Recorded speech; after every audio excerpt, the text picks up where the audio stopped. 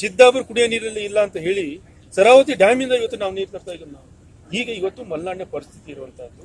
ಹಾಗೆ ಅನೇಕ ಹಳ್ಳಿ ಕಡೆ ಇವತ್ತು ಕುಡಿಯೋದಕ್ಕೂ ನೀರಿಲ್ಲ. ಇವತ್ತು ನಮ್ಮ ಶಾಸಕನಾಗಿ ಅನೇಕ ಕಡೆ ಫೋನ್ಗಳು ಬರ್ತಾ ಇದ್ದಾವೆ. ಈಗ ಇಲ್ಲ ಸ್ವಾಮಿ ನಮ್ಮ ಬಾವಿ ಬತ್ತಿದೆ, ನೀರಿಲ್ಲ, ನೀರಿನ ವ್ಯವಸ್ಥೆ ಮಾಡಿ ಕೊಡಿ ಅನ್ನೋಂಥದ್ದು ಇವಾಗೇ ಪ್ರಾರಂಭ ಆದ್ರೆ ಇನ್ನು 2-3 ತಿಂಗಳಲ್ಲಿ ಯಾವ ರೀತಿ ನೀರಿನ ದಾಹ ಆಗ್ಬಹುದು ಅನ್ನೋ ಚಿಂತನೆ ಅವರು ಕೂಡ ಮಾಡಬೇಕಾಗುತ್ತೆ.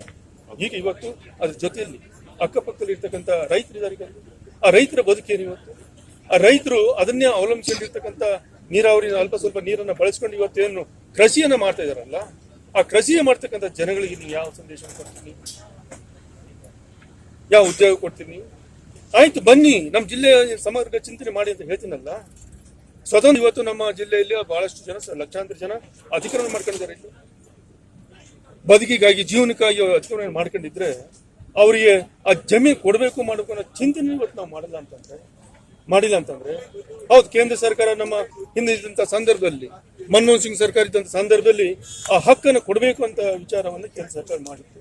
ಆದ್ರೆ ಬಂದಂತ ಸರ್ಕಾರ ಅದನ್ನ ಏನು ಮಾಡ್ದೇನೆ ಇವತ್ತು ಅತಿಕ್ರಮಣದ ಬಹಳ ಇವತ್ತು ಯಾರು ಕೇಳೋದಿಲ್ಲ. ಈ ರೀತಿ ನಿಮ್ಗೆ ಲಾಭ ಬೇಕು, ಮತ್ತೊಂದು ಬೇಕು ಈ ಜಿಲ್ಲೆಯಿಂದ.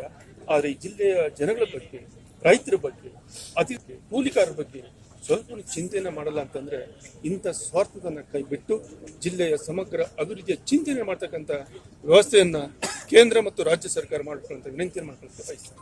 Okay, thank you.